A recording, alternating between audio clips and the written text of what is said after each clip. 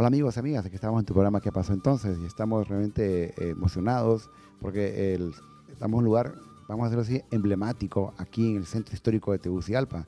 Aquí es nada menos y nada más que la Casa Morazán, la casa donde vivió Morazán.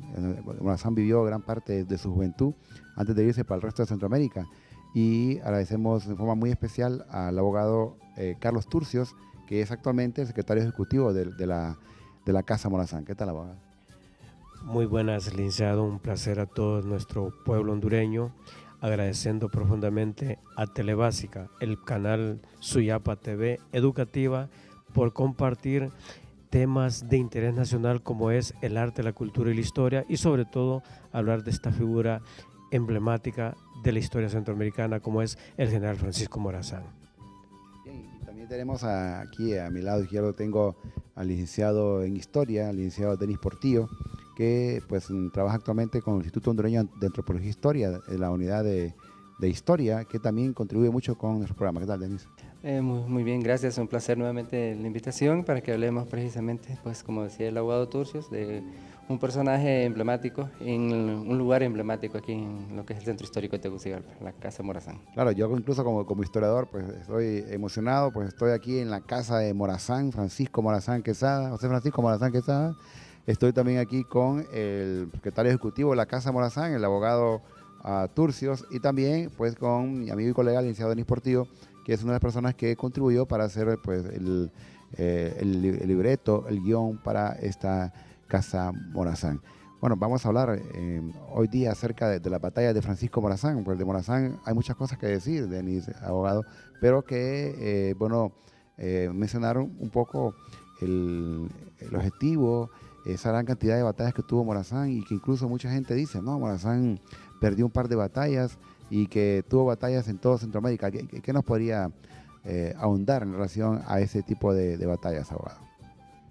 Sí, en efecto, hay que destacar, ¿verdad?, que nuestro héroe, el general Francisco Morazán, se, sin- sin- se participa en la gesta libertaria centroamericana y logra sus batallas, la mayoría de ellas en la famosa revolución de 1829, que él las plasma en sus memorias hechas en David, Panamá, en el año de 1840.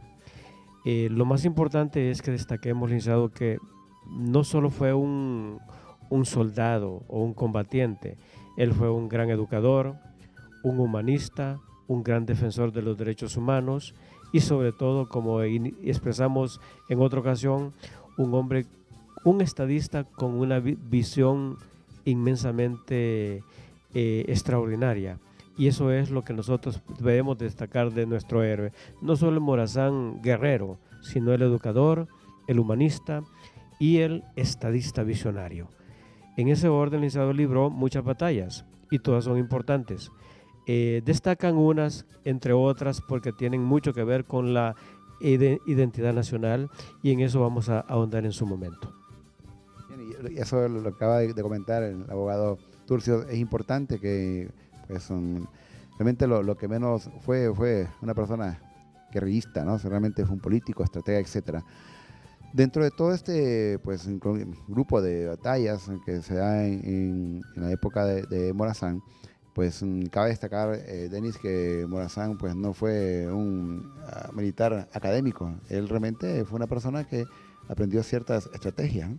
Es interesante la imagen de precisamente de José Francisco Morazán Quesada porque como bien lo has dicho Anulfo, él no fue un militar de carrera, él sencillamente fue una persona, un autodidacta, incluso no solo en las cuestiones militares, sino en su propia educación, en su propia preparación intelectual en general, él fue un autodidacta. Ahora, hay que decir claramente que él tuvo grandes maestros, o sea, personas que sí fueron académicamente hablando muy preparadas, que estudiaron en la Universidad de San Carlos y en ese momento la institución de educación superior más importante de lo que era Centroamérica.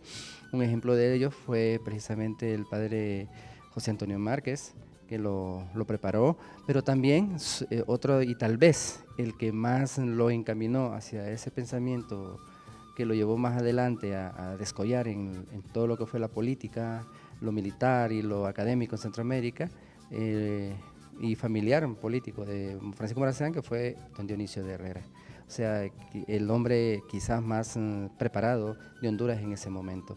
Entonces, él, si bien es cierto, no tuvo una educación, podríamos decir, formal, en una institución formal aquí en nuestro país, porque no lo había exactamente, pero sí recibió una educación de gente muy preparada, porque si él tuvo una virtud durante su vida fue que él se alió, por llamarlo de esa forma, o se juntó con personas muy preparadas en cada uno de los ámbitos que él le tocaba realizar. Yo creo que aquí se aplica, abogado, el término antiguo griego que dice que el alumno supera al maestro. Realmente Morazán no aprendió por aprender, aprendió para aplicar. Sí, yo quiero continuar con lo expresado por el licenciado Denis Portillo. Él fue un autodidacta en el amplio sentido de la palabra. Dice Ramón Rosa que él no tuvo la suerte de nacer, tuvo la desgracia de haber nacido en aquella época, dice él. Imagínense que, como dice el licenciado Portillo, la primera universidad de Centroamérica fue la Universidad de San Carlos, fundada en 1676, 171 años antes de fundarse la nuestra. La segunda fue la de León, Nicaragua. Y luego los que podían iban a la Universidad de San Carlos. Morazán no tuvo esa suerte porque tal vez no era de abolengo como el Sabio Valle o Dionisio Herrera. En eso aparece en escena don Dionisio Herrera, que lo forma, se casa con una prima de él, con Micaela Quesada, y entonces ya en parentesco comienza a formar a Morazán. Herrera tenía una gran biblioteca, la mejor de Honduras, y claro, en aquellos tiempos Herrera era un hombre con mucha formación. Era incluso considerado un hombre peligroso al grado que don Narciso Mayol lo denunció ante la Capitanía General de Guatemala de que estaba corrompiendo con ideas perniciosas a la juventud tegucigalpense, dice él. Entonces Herrera era un hombre que traía ideas extraordinarias de los enciclopedistas, y estos señores de la Ilustración francesa fueron los que influyeron notablemente en el pensamiento de nuestro héroe, y también tuvo otros maestros, licenciado Portillo, como decir Nicolás Raúl, el gran oficial de Napoleón Bonaparte, Isidoro Sayet, y Narciso Benítez, el gran oficial del Libertador Simón Bolívar, de origen colombiano. Ellos, más los libros que leyó el héroe. Hay un libro muy importante que influyó mucho en él, que es La Democracia en América, de don Alexis de Tocqueville. Y también el espíritu de las leyes, el contrato social y los demás escritos de los enciclopedistas, ¿verdad? Morazán era un gran lector, y eso lo deja ver incluso en sus escritos, porque era un genio. A pesar de que solo tuvo 18 meses de instrucción formal, él era un genio, ¿verdad? Y lo plasma incluso en sus escritos. Y cabe destacar que don Dionisio Herrera tenía una de las mejores bibliotecas de Honduras, y Morazán aprovecha eso. Los idiomas que hablaba Morazán, Denis. Bueno, ya lo mencionaba también el abogado, como bien lo mencionas, don Dionisio de Herrera tenía en ese momento la mejor biblioteca, más grande biblioteca de todo lo que era el estado hondureño.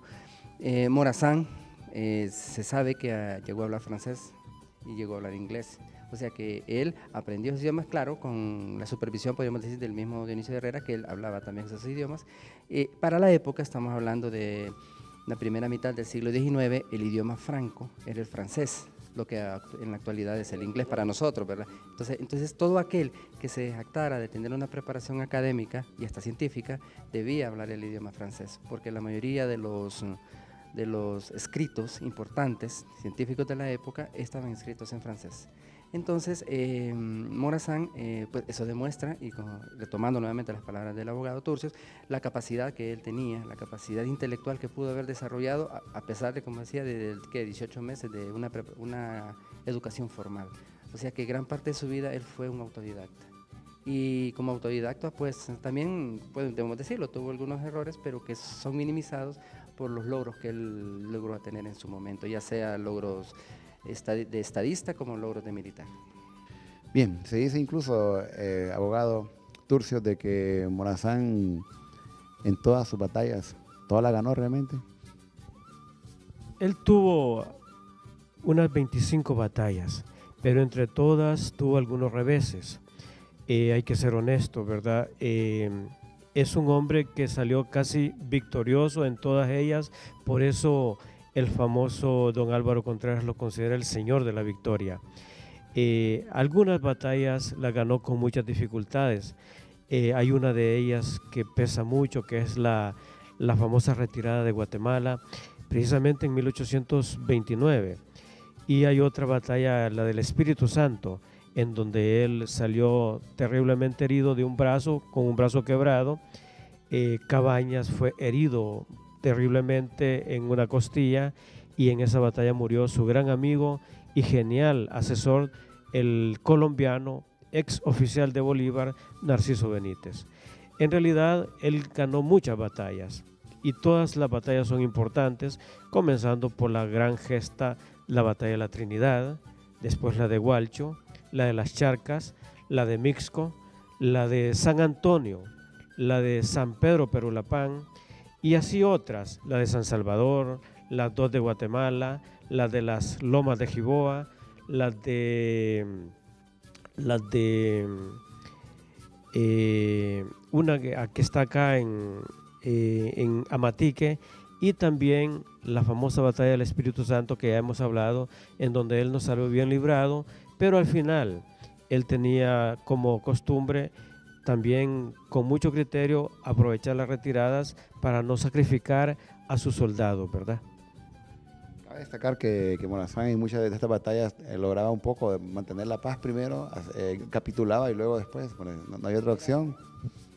Sí, una característica de Morazán era que él, aunque no lo parezca, y como decía, él tuvo alrededor de 25 batallas, y de esas, el 80-85% las ganó, o sea que era un gran estadista y militar, pero era un pacifista, aunque no lo parece.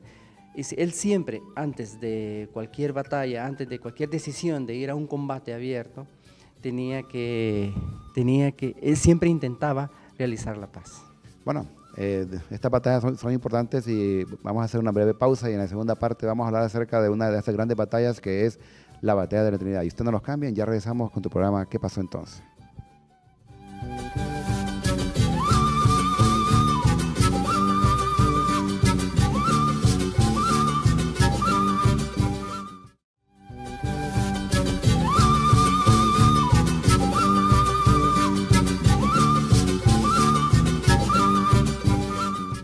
Gracias por seguir con nosotros aquí en tu programa ¿Qué pasó entonces? Bueno, estamos hablando de un tema interesante, importante, acerca de la vida de Morazán, de las batallas de Morazán.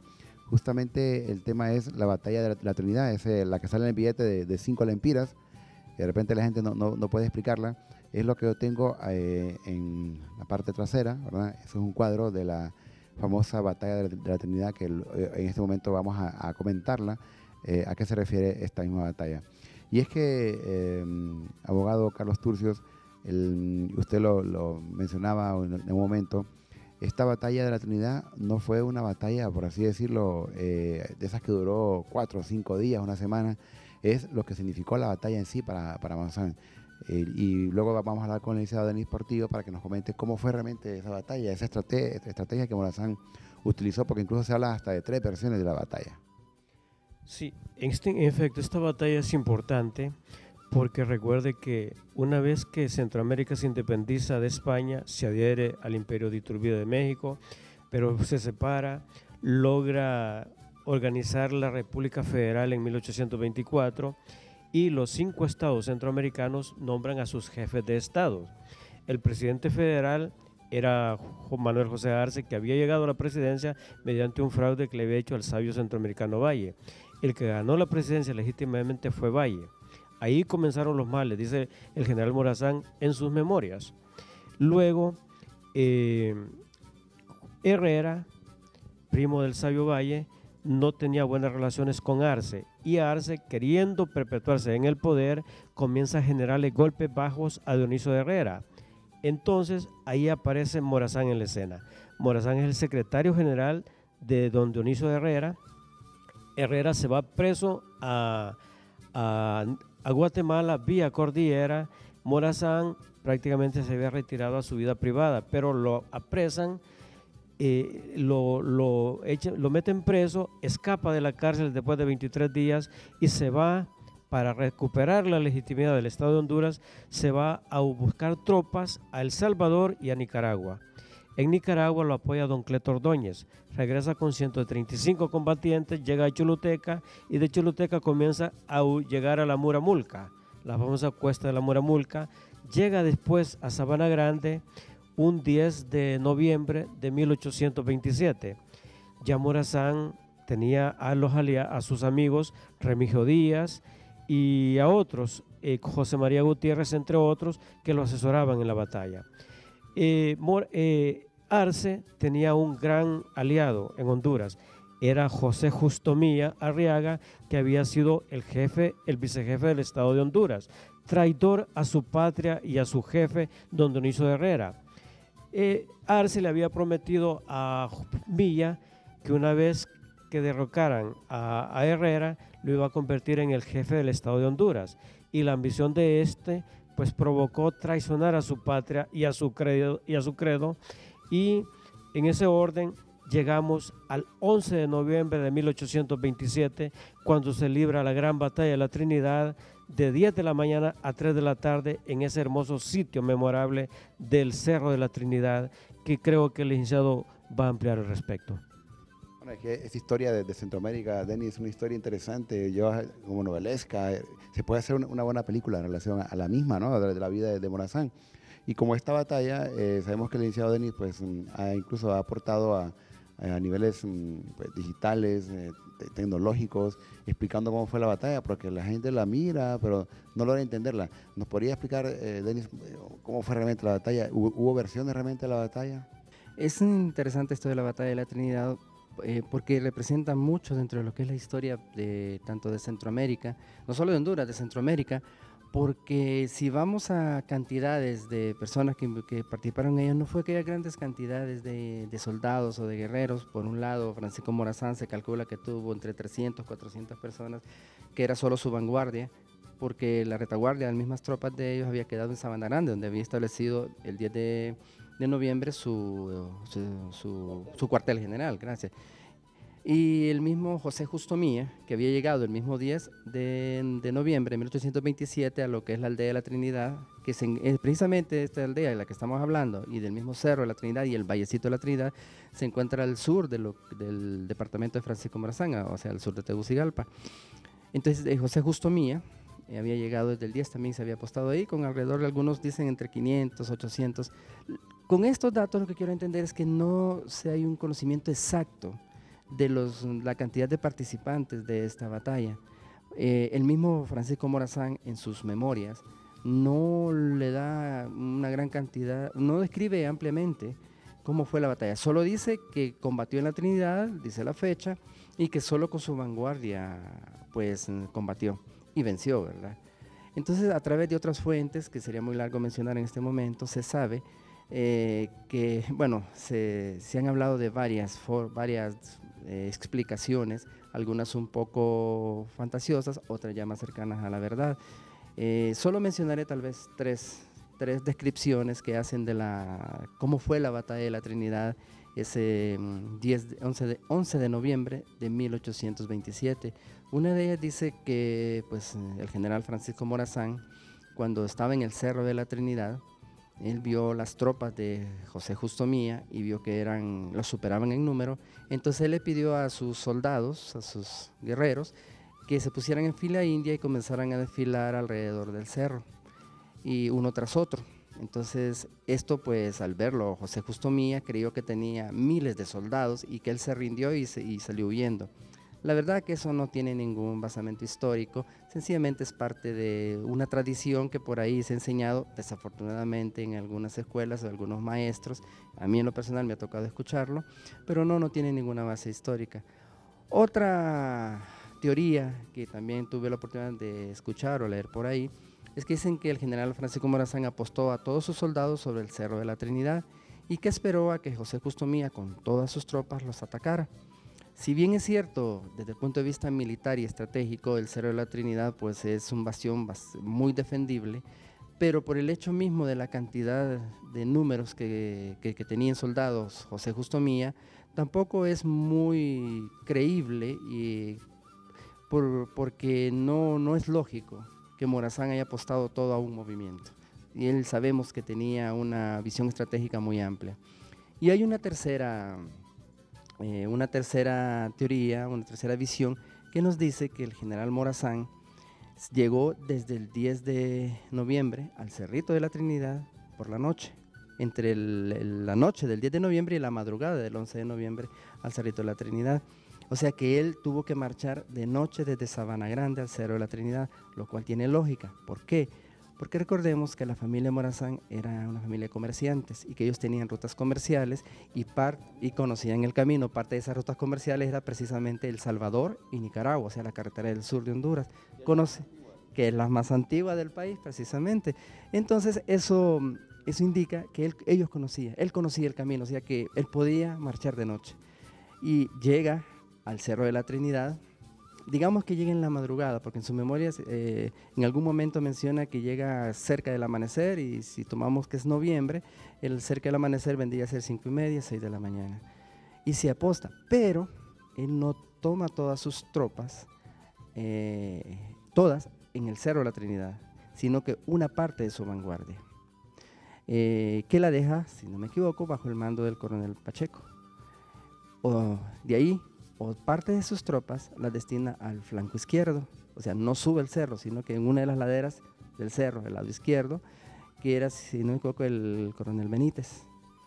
Y él comanda el flanco derecho, o sea, el lado derecho del cerro, otra parte de sus tropas. Luego viene el amanecer, como bien decía el abogado Turcios, a las 10 de la mañana, el coronel José Justo Mía decide atacar, y ataca de frente. Tenía mayor cantidad de soldados, o sea que eso le daba una gran ventaja militar, y decide atacar el cerro de frente. Entonces viene el coronel Mía, da la orden de ataque y ataca. Entonces continúa diciendo esta visión o esta historia, que atacaron durante un tiempo, y Morazán, que era el que comandaba estas fuerzas en la Trinidad, decide esperar. Cuando él ve el momento adecuado, da la orden con un cañonazo o trompeta, de que sus dos flancos, las dos fuerzas que estaban a las laderas del cerro, realicen un movimiento envolvente, como se dice en el argot militar. O sea, ¿qué quiere decir esto? Que por la retaguardia de las tropas enemigas que estaban tratando de subir el Cerro de la Trinidad, los ataca y los agarra de sorpresa. Los soldados atacantes, los que estaban atacando, no sabían cuántas tropas estaban llegando, no sabían cuánto lo estaban atacando, y definitivamente se puede afirmar que en algún momento los tuvo que haber invadido el miedo, y eso provocó una desbandada, como se dice, y ellos salieron huyendo. Es más, el mismo Morazán dice en sus memorias que José Justo Mía salió huyendo tan rápido que dejó abandonado muchos papeles y una carreta y unos baúles que cayeron bajo el poder de Morazán, y tenían información muy importante con respecto a las órdenes que había recibido precisamente de Guatemala. Y fue tanto el impacto de la victoria de Morazán en ese momento que Justo Mía, así como que desapareció de la historia de Centroamérica, o sea, cayó en desgracia. No volvió a aparecer, cayó en desgracia. Y más o menos esa es como la descripción más aceptada y más lógica desde el punto de vista militar, como sucedió la batalla de la Trinidad. Creo que Morazán era un tanto discreto para relatar sus batallas, ¿no? Y realmente lo que él quería era dar a conocer el hecho. Y una vez que se dio esta batalla, abogado, ¿cuál fue el significado político, social de esta batalla de la Trinidad, que fue el 11 de noviembre de 1827?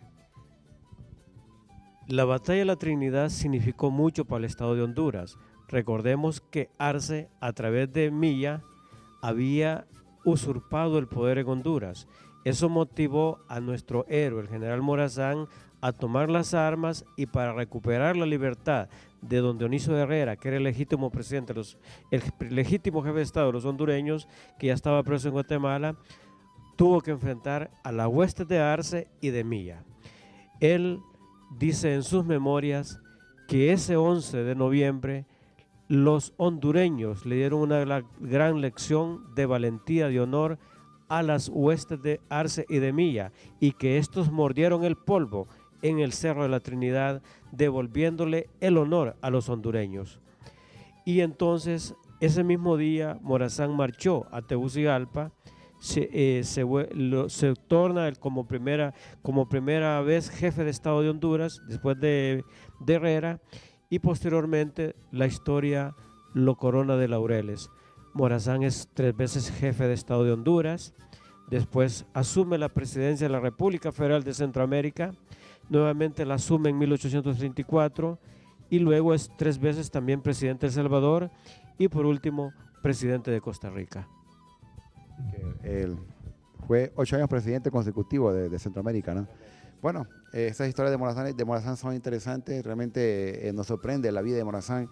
Agradecemos aquí al abogado Carlos Turcios y también el hecho que nos haya permitido estar en la casa de Morazán, que para nosotros es un privilegio, un lujo hablar de Morazán en la casa de Morazán, ¿no? Igual también al licenciado Denis Portillo, que pues nos aporta mucho. Él trabaja actualmente con Instituto Hondureño de Antropología e Historia, de la Unidad de Historia de este instituto. Bueno, a mí no me resta más que dar las gracias a cada uno de ustedes y decirles a ustedes que no olviden escribirnos a nuestro correo electrónico que pasó entonces _stve@telebasica.com y realmente agradecemos su fina preferencia hacia nosotros. Nos vemos.